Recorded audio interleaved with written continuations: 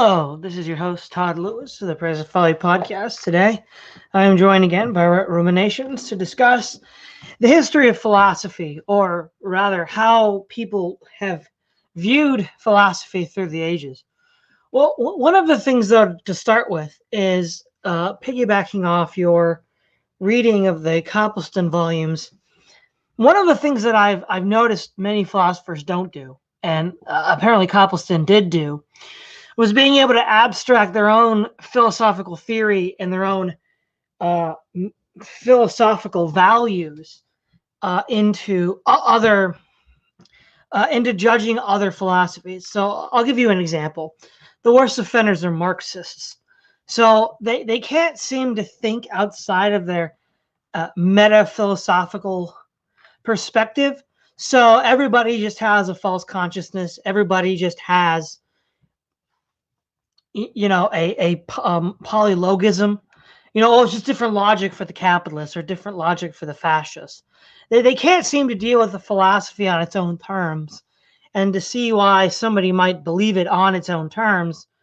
Rather, they have to go into this in-depth analysis of why it really represents some, I don't know, economic struggle of some kind, for example. And at least in my own experience, Thomists, at least when I went to school, we're almost as bad. It was like, oh well, Kant just didn't understand, the sort of beatific vision of Aquinas, because if he did, he wouldn't be Kant. And I'm like, okay, I mean, well, where does Kant stand on his own? And so I think that tends to be one of the big problems with philosophers in general when they discuss the history of philosophy and other people's philosophy. Bertrand Russell did the same thing.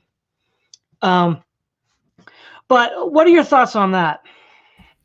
I think that with respect to Thomism, it's interesting because Thomists are both the worst offenders and the least offenders.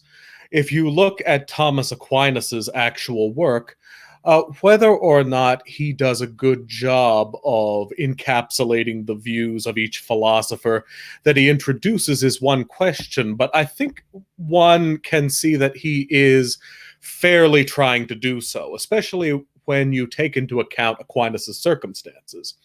That is, he was writing in Catholic Europe in the Middle Ages, in the era in which the philosophy of the Catholic Church was very, let's say, unecumenical compared to what it was post-Aquinas.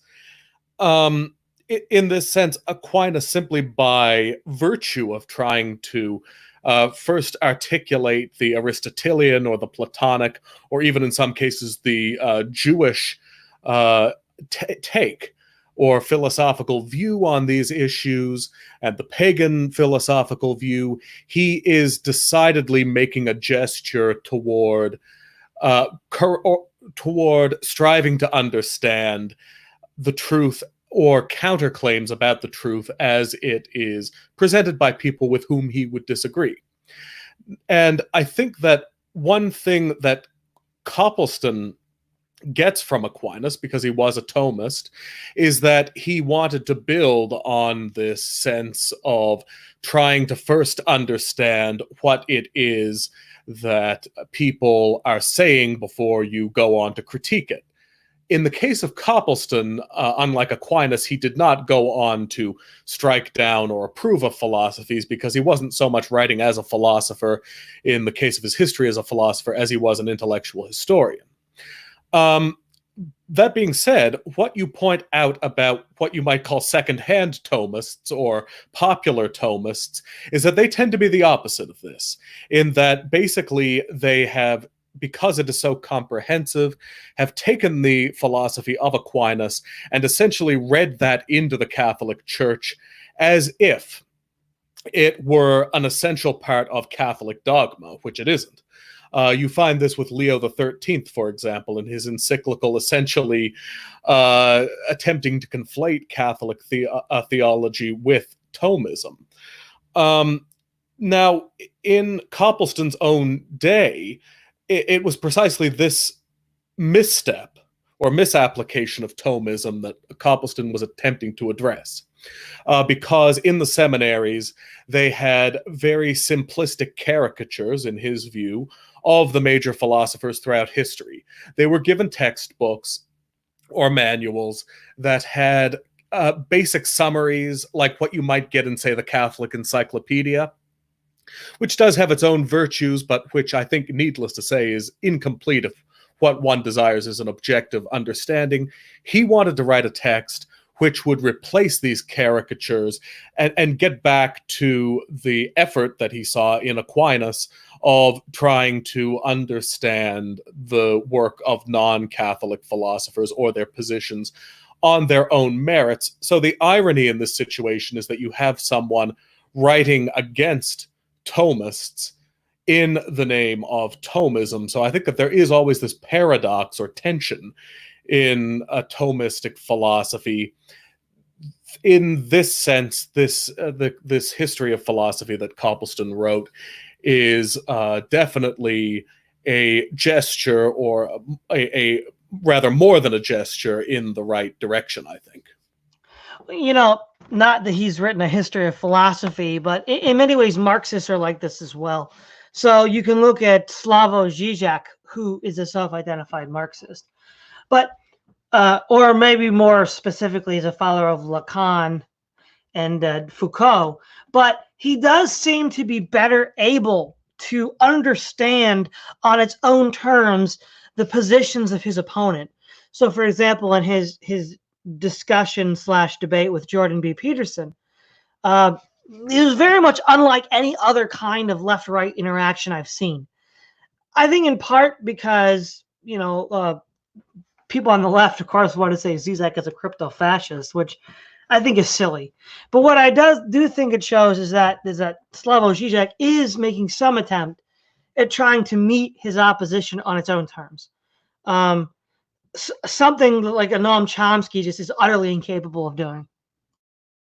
Well, one thing, since you bring this up, is that I would add to what I said previously, is that the great irony with the Thomistic, you might say the unofficial dogma of Thomism, is that it goes against the spirit of St. Thomas Aquinas. If you take into account that Thomas Aquinas was actually, or his work at least, was persecuted when it first came out. That is, he was basically importing Aristotelianism into, or at least Aristotelian formulations into Christian doctrine. Now, at the University of Paris, the Catholic Church excommunicated people who would preach or teach Aquinas's view on Aristotelianism. In other words, taken in the context of its day, Aquinas was impossibly expansive and ecumenical, and characterized by trying to understand and correctly characterize the views of external sources. So the great irony is that people in the name of Thomism have basically resurrected Thomas as an essentially a figure who wants to restrict academic conduct in the name of a specific compartmentalized school of thought, when, of course, the movement that Thomas actually represents goes in completely the opposite direction of that. Yes. One interesting element that came up a lot in my philosophy classes was the distinction between the moderns and the pre-moderns. And we briefly touched on this in a slightly different context with the Straussians, but I tend to agree that Machiavelli is sort of the defining moment. That's not okay. So the aspects of modern philosophy. Now, this is within the context of political philosophy. Machiavelli says this, but it could also be seen as in the broader context of philosophy as a whole. Rather than trying to build constructions of an ideal that we strive to, we seek to look at the world as it currently is, and then try to sort of min-max it for our own benefit. Whereas you said that medieval and ancient philosophers were trying to construct ideal societies. and then from there impose that onto the real world. Now, that's not to say there weren't sort of proto moderns in the ancient world. We might call them sophists. For example, in Plato's dialogues, you have Callicles and such, who represents a sophistic position, but it wasn't quite so universal in its traction. And that's not to say that there weren't, quote, modern philosophers in chronology who had a more idea of the absolute good. So Kant and Hegel, for example, are modern philosophers, but they start from this idea of the good and then impose it on the rest of the world. I think a corollary to Machiavelli is the idea that rather than starting with this philosophical project of trying to build a unified theory that explains human existence and the universe, we just sort of try to explain what we can observe and deal with. So we see this sort of with the empiricists. They don't have this vast, expansive metaphysical project they're trying to build, like, say, Hegel or Kant. And on the other hand, the deconstructionists like Foucault and Derrida, where they're literally trying to deconstruct such systems of thought, culminating in post-structuralism, which says that these meta-narratives are just power games. But I do think a compelling case can be made that Machiavelli really is the hinge point where the trajectory is away from envisioning an ideal of the good and then imposing it on society, which philosophy itself means love of wisdom, whereas it kind of shifts into a kind of crude pragmatism. I think that the operative word here is pragmatism, because I am not sure that with Machiavelli or with the moderns that things became less systematic or less grandiose in terms of their desire to introduce a comprehensive explanation of everything. How I would put it is that, as you said, previous pre-modern philosophical arrangements started with metaphysical assumptions or observations. And in this sense, they were all, they were more in keeping with, I think it was Bertrand Russell's claim that all philosophy is a footnote to Plato. I think that there was that continuity exists more firmly prior to the okay, I've just been informed that it was Alfred North Whitehead. Pardon me. But I think that with Machiavelli, what you find is a shift away from these metaphysical projections, at least for a time, toward what you might call a philosophy of arrangements. So it doesn't necessarily become less ideological. It doesn't necessarily become less grandiose, but what it becomes is a kind of articulation of a workable system as opposed to an eternal system. So let me delve into this a little deeper.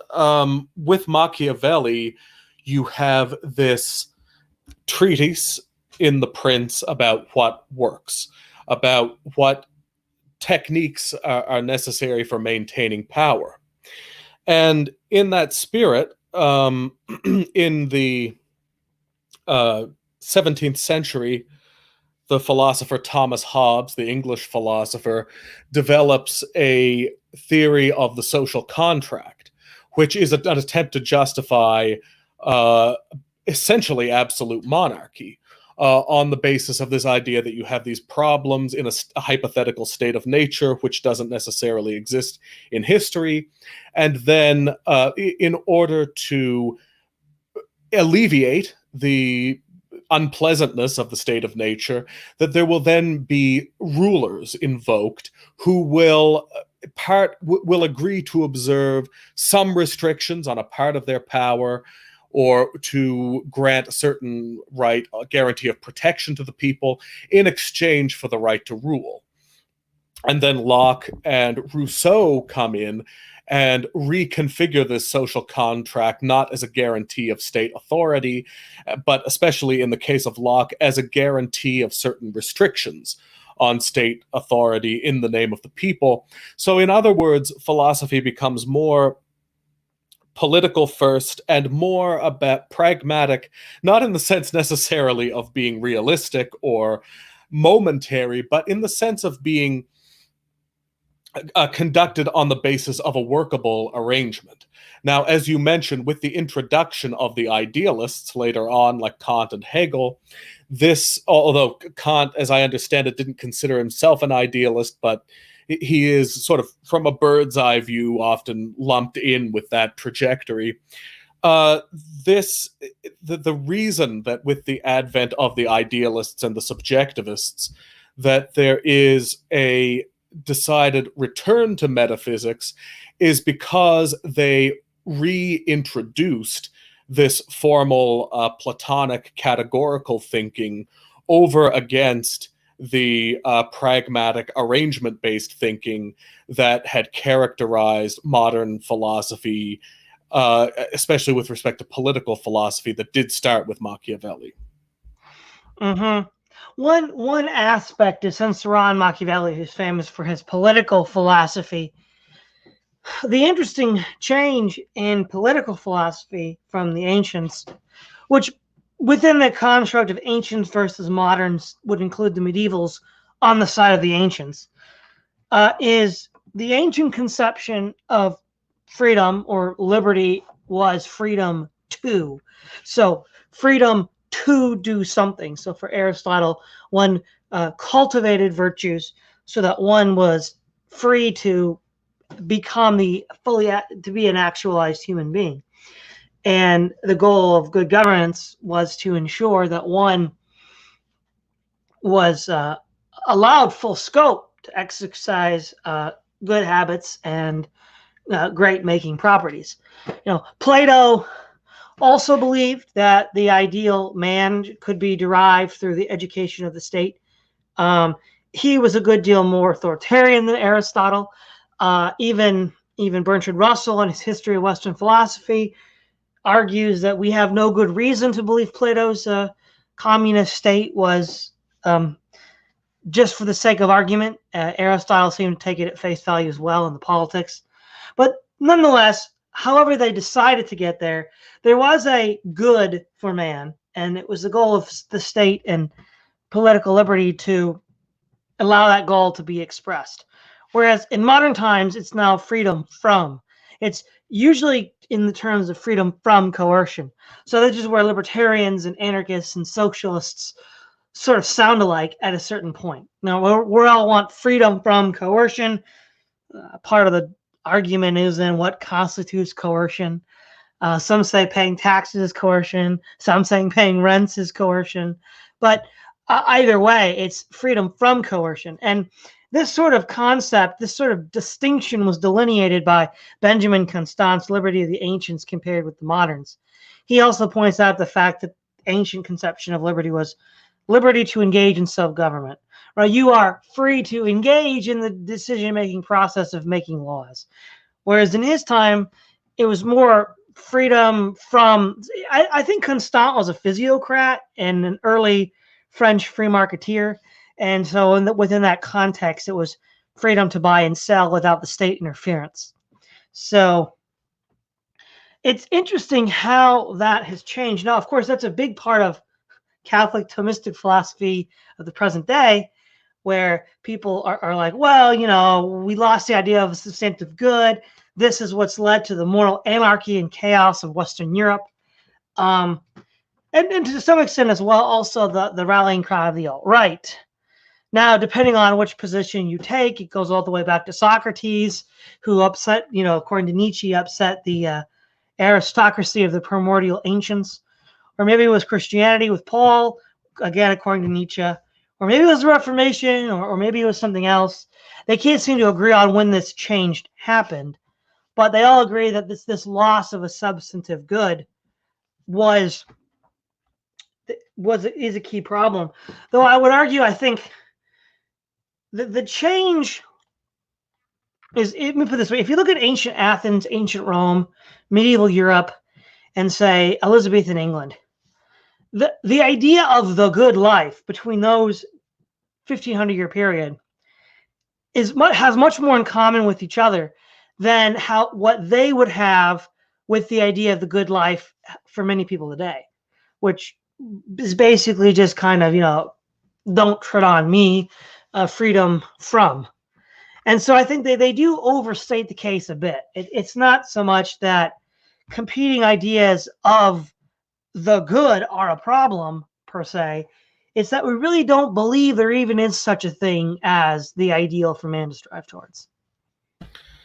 I think that this Straussian medieval emphasis can be greatly exaggerated if it goes beyond simply an identification of the beginning of modernity with Machiavelli in terms of his influence specifically on early modern political philosophy, in the sense that you have throughout history philosophers who argue for and against certain excesses of power or certain angles of moral instruction.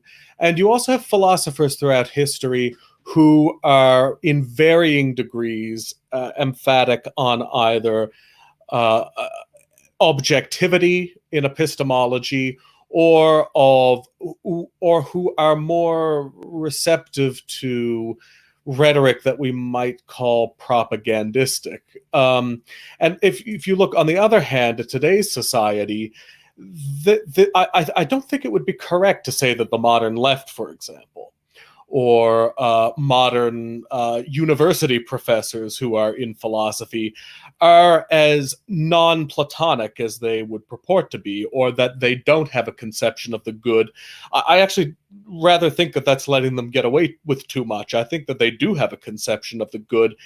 It's just a very different conception of the good from what Plato or Aristotle would have approved of. But it is definitely... it's definitely the case that I think that it's not a neat divide between modern and ancients when it comes to, you might say, people pushing a certain idea of the good versus people trying to deconstruct the good or to advocate arrangements based on certain pragmatic considerations.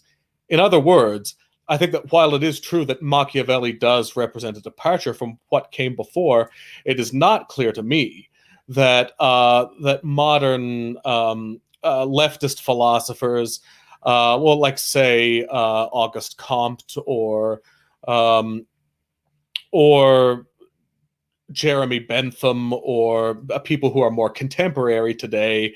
Not to term him as a philosopher, but if you look at the kind of philosophy proposed by someone like Richard Dawkins, I think that it definitely does have certain positive claims about what people should be doing, as much as it might like to claim a pretense to the opposite.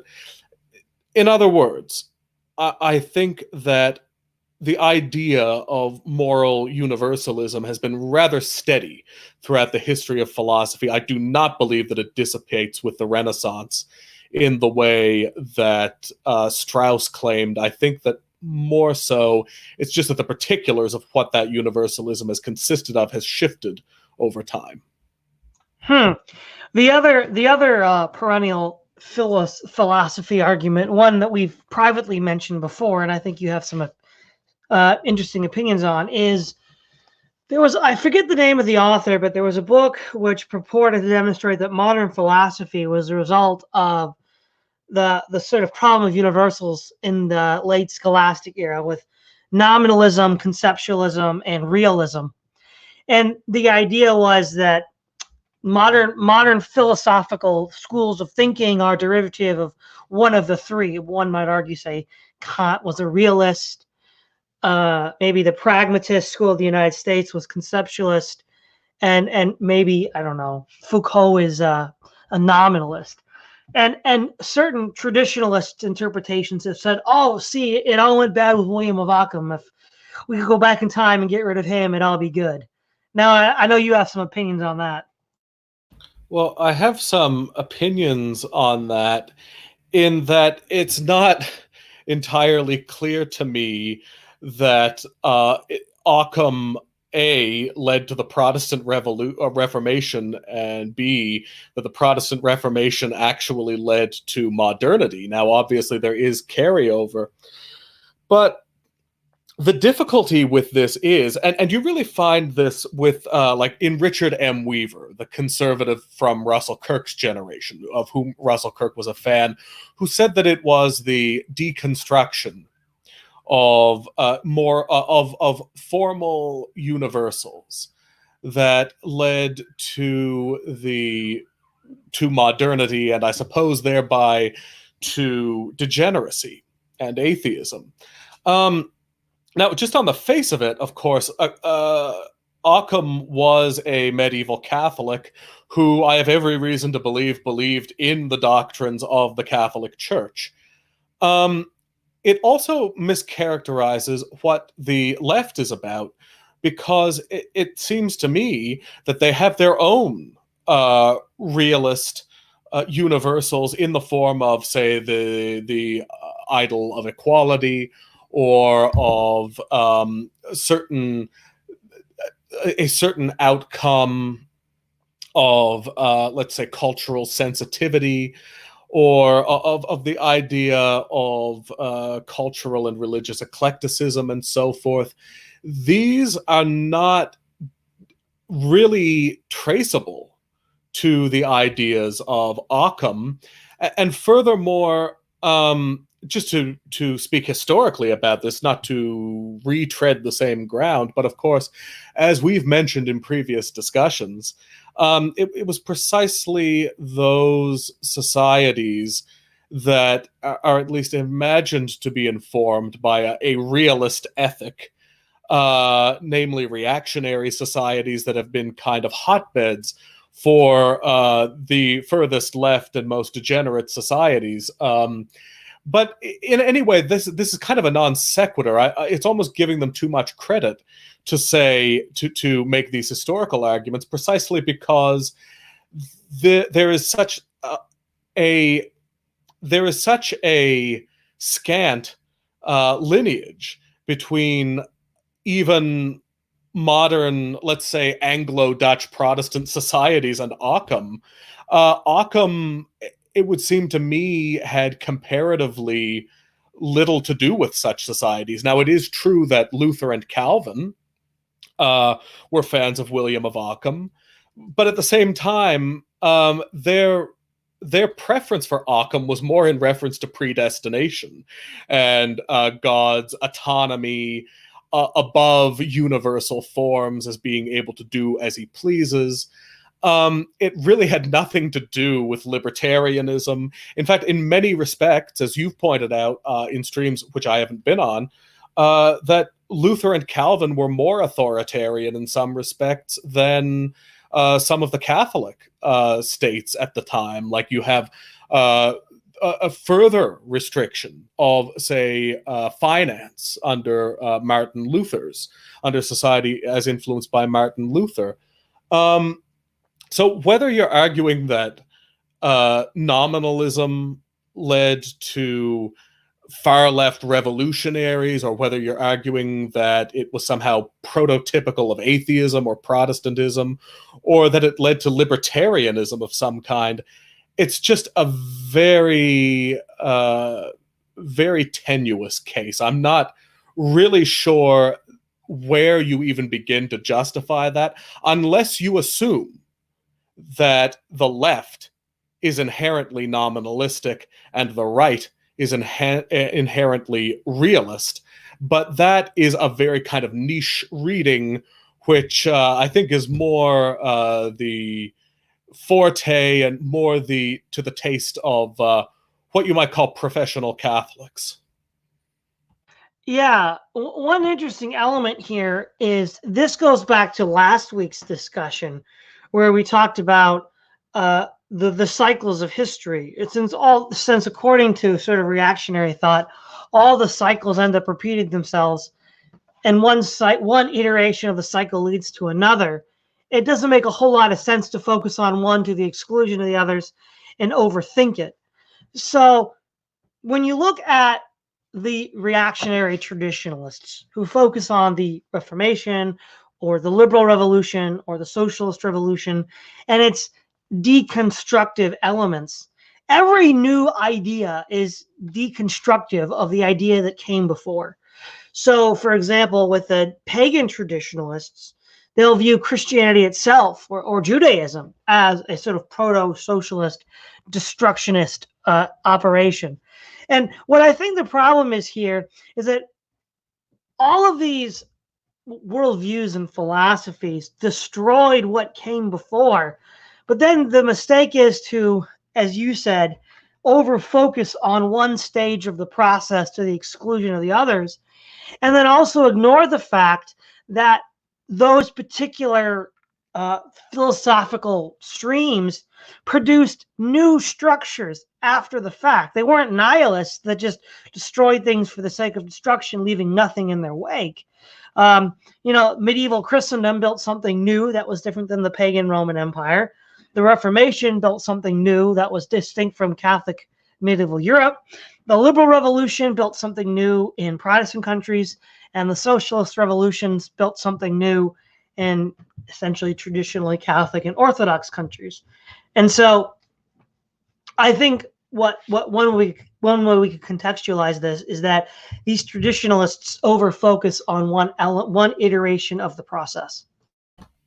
Well, to put that another way, if say Protestantism is bad or liberalism is bad because it leads to modernity, or that nominalism is bad because it leads to modernity, by the same token, you would have to say that modernity is good because it eventually leads back to reaction.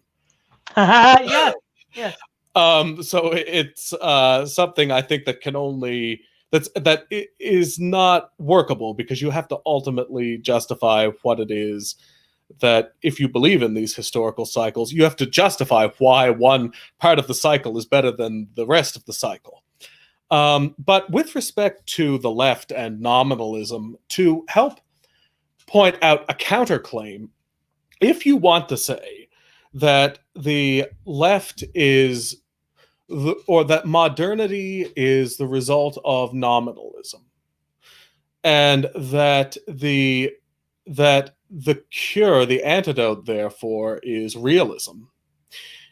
The problem with this is that you could make exactly the opposite claim depending on how you characterize modernity. So I could make the opposite case. I could say, well, we had these relatively pragmatic arrangements under, say, Machiavelli or with Hobbes or with Locke that maybe weren't ideal, but they at least had some idea of the limitations of what human beings could achieve. That is, they realized that in the real world, you have to come to some understanding of an arrangement that presupposes limitations.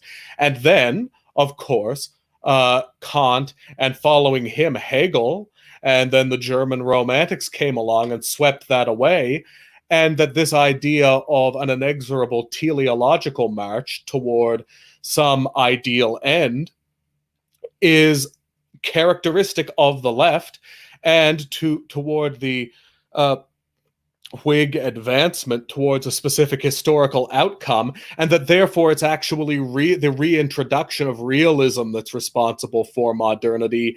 And this is why contemporary society has in common with the ancient world certain authoritarian accessories, precisely because it has the same idealistic philosophical strands in common.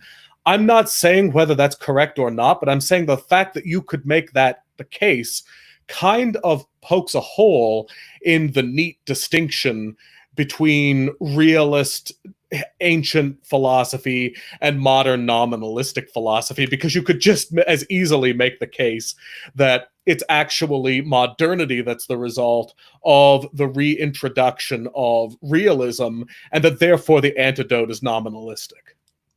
Well, also to further strengthen that analogy, it's not lost on many modern commentators that the leftist utopian vision of education as the wherewithal to save society and mankind is deeply Platonic. Plato basically says in the Republic that ignorance is the root cause of all these problems. And if we just sufficiently educate people toward the good, then we will remove ignorance. And how often we will remove social dysfunction. And how often have we heard people on the left ape that Platonic line over and over again? Well, I mean, there was actually with Herbert Marcuse, he actually rejected the label postmodernist precisely because it had certain nominalistic implications or even libertarian implications. And it's no coincidence that ultimately, I'm forgetting his name, even though I should know it. You mentioned him a moment ago. Michel Foucault. The reason Michel Foucault, I think one of the reasons that he may have been less strident or perhaps more receptive to certain libertarian-esque ideas is precisely because there was this element of legitimate deconstructionism in Foucault. Whereas by contrast, Marcuse, who is a much more reliable herald of the modern left, precisely rejected postmodernism because he thought it was not sweeping enough, it was not imperialistic enough, it was not universalist enough, it did not have enough positive moral content. So you actually see the left, at least in the case of Marcuse, attempting to consciously structure itself along the lines of a neo-realist, modern, and therefore not postmodern philosophy. And so I think that not only is this analogy apt as an analogy, but I think it actually has some historical truth to it. Yeah. I think one other interesting element here is how traditionalist philosophers tend to ignore how much they actually have been influenced by their perceived notion of what nominalist modernist philosophy is. So, for example, when you talk to a Marxist and you point out all the failures of the Soviet Union, all the flaws, they'll say, "Oh, but it educated the people, it had free healthcare, it did all these things, the things that the Marxists think are really important." And they're like, "Well, yeah, it wasn't perfect. It had a lot of mistakes, but it did those things. It delivered the goods. It delivered a practical value." When you talk to traditionalists and reactionaries, they'll be like, "Well, okay, maybe Tsarist Russia had these problems, but it maintained order. It maintained established church. Oh, maybe Louis the 17th had problems, but he did all of these things." And they end up making the same Machiavellian pragmatic argument in justification of their ideal society. So they'll open up with a sort of realist, in their own mind, pre-modern argument. Oh, well, the Tsar of all Russia or the Emperor of France was just, an expression of this perennial, occult principle. But then when you point out that, well, actually, it didn't really even come close to living up to that principle and often subverted it, they'll be like, "Oh, well, we can point to these, pragmatic reasons why it was good." And it really does show a level to which they've been influenced by their own perceptions of the other side to the point where they can't really even see it. Well, another way of pointing this, of taking this further, is to say that maybe in a sense, the modern left are ancients by the standard that's been set out by the traditionalists. And this is one of the reasons that I think you find so much overlap, as you've pointed out, between traditionalists of various stripes, and the left. And not only are they analogously, um, not only are they analogously similar, but they are also actually similar in some cases. Like if you look at the distributist, for example, he embraces the left's anti-phenomenological rejection of the existence of race, precisely because he sees things in terms of this kind of philosophical, Platonic universalism.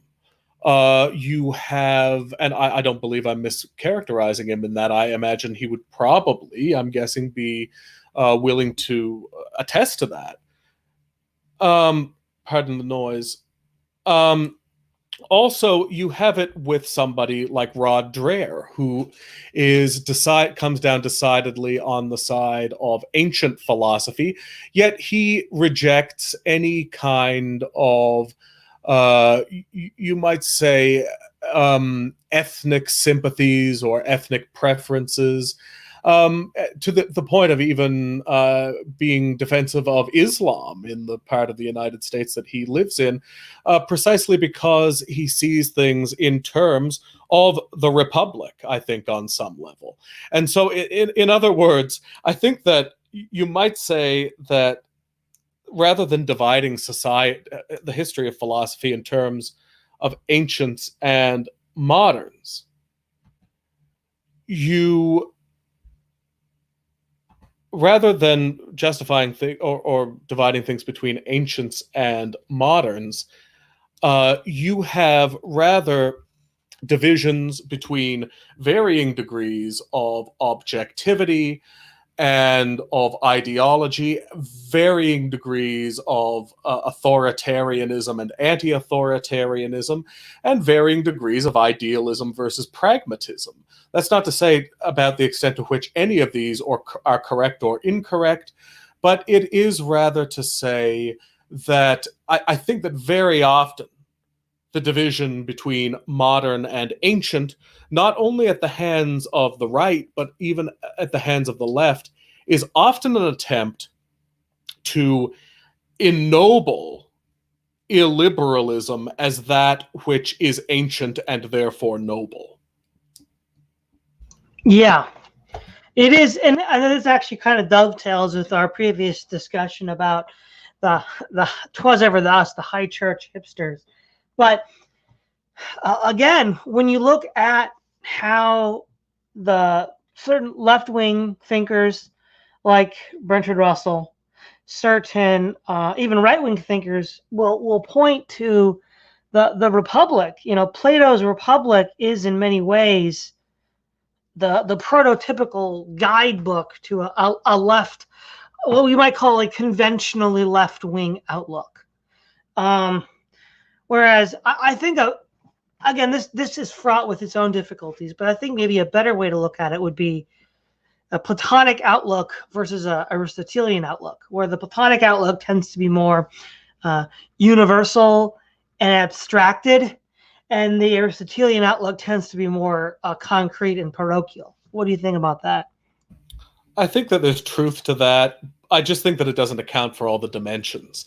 So, yeah, it is true that there is a more concrete emphasis in Aristotle, in that I think Aristotle's society looked, in some ways, as Greg Johnson pointed out, in that instance where you had teamed up with him against the skeptics in that old stream, we've sometimes mentioned, as he said, in many ways, and I think Greg Johnson was correct in this, Aristotle was as paternalistic as Plato.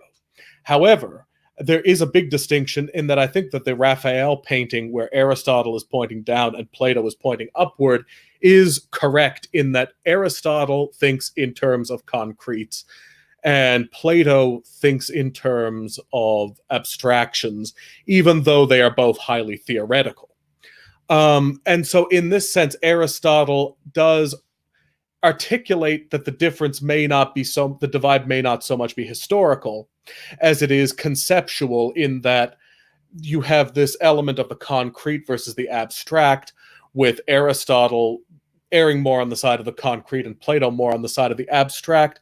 But I think that there are other dimensions, such as authoritarian versus anti-authoritarian, or objective versus sophistical, and other dimensions which may not be fully taken into account by the Aristotle-Plato distinction. I think that where that example is relevant is that it takes the emphasis away from the horizontal or the historical and places it on the vertical. That is the kind of up and down at any time between different pillars of philosophical thinking that I think have always been there and probably always will be there. We will always have our pragmatists versus our idealists, our authoritarians versus our anti-authoritarians, and our rhetoricians versus our objectivists, in a sense.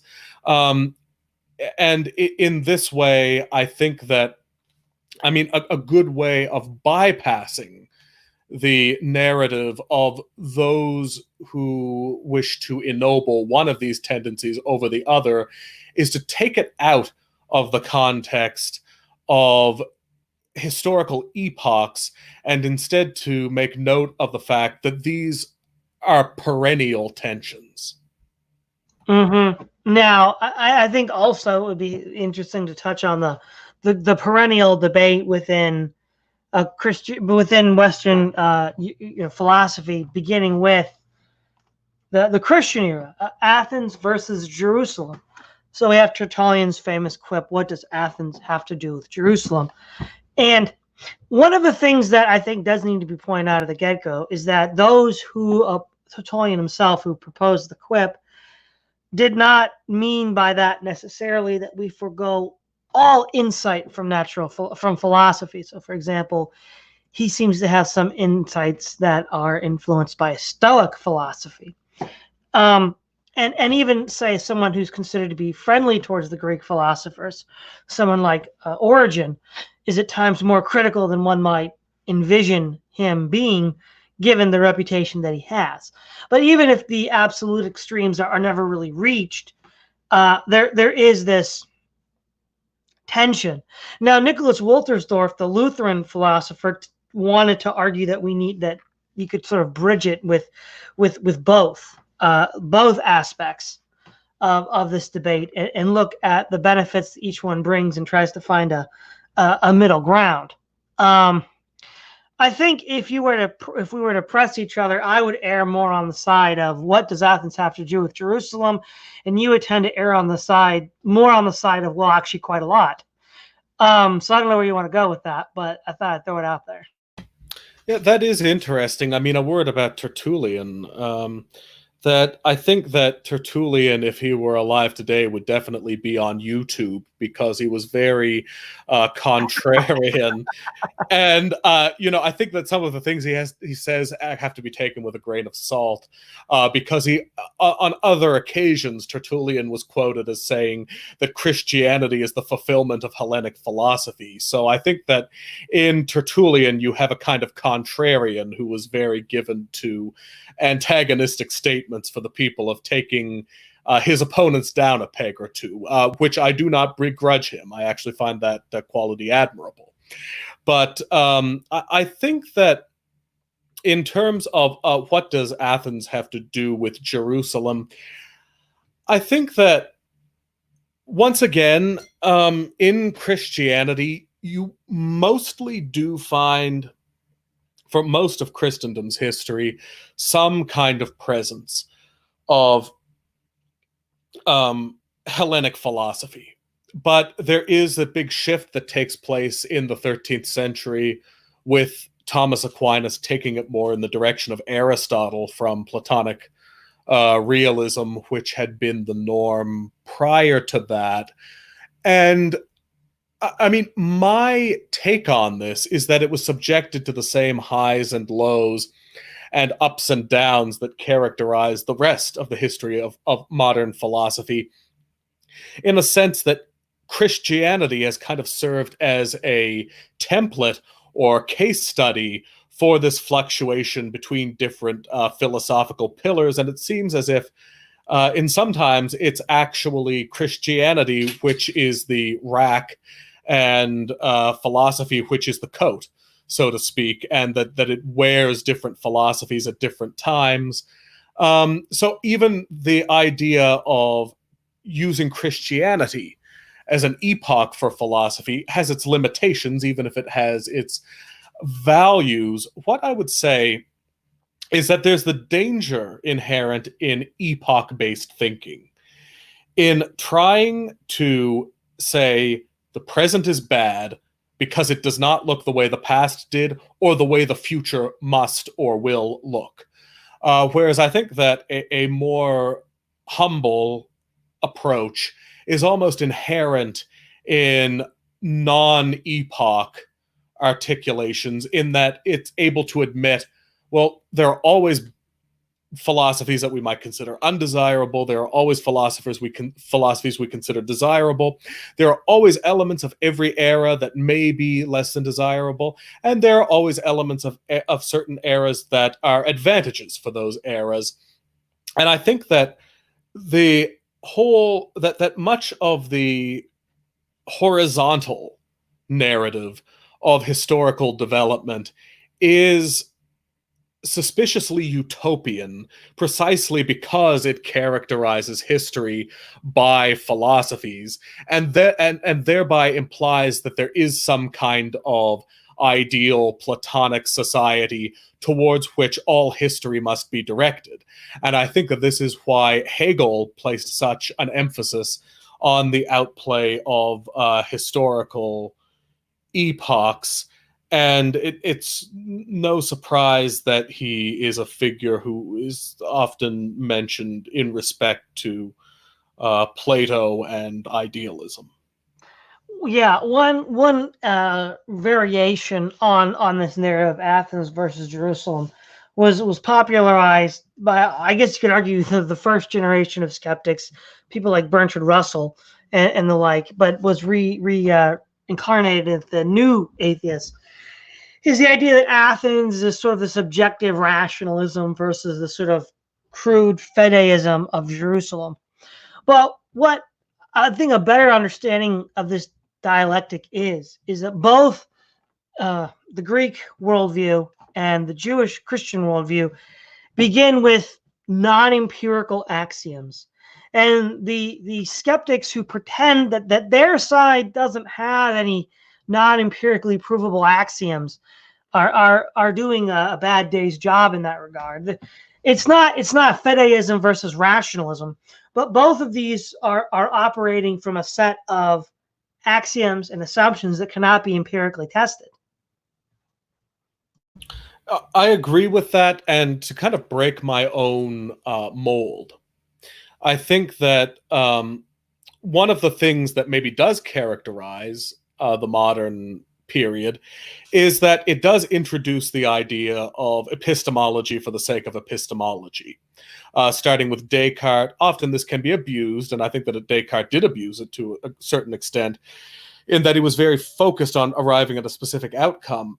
But if you get to somebody like David Hume, for example, and like some modern philosophers, like I think to an extent, Bertrand Russell in his better moments, or John Searle, who's a contemporary philosopher, have shown that there is, starting in the modern world, in the whole sweeping length of the modern world, there is a tendency to be willing to just look at the problem and say, well, what is going on here? What is this? What can we say about this based on the information that we have, trying to make as few assumptions as possible. But it would be a grave mistake to attribute that kind of thinking to Plato and Aristotle, who I think were absolutely as outcome oriented as many of the thinkers who characterized early Christendom. In other words, while I, as a modern, may be more willing to shun a concern for realization of particular outcomes, I think what you're getting at here, and what I would agree with, is that Athens was every bit as outcome oriented as Jerusalem was. Yes. At that point, to quote Richard Spencer, we might need to put a bookmark in the conversation. So, do you have any thoughts you'd like to leave us with before I wrap this up? Down with the Republic. Definitely. This is Todd Lewis of the Praise of Folly podcast signing off.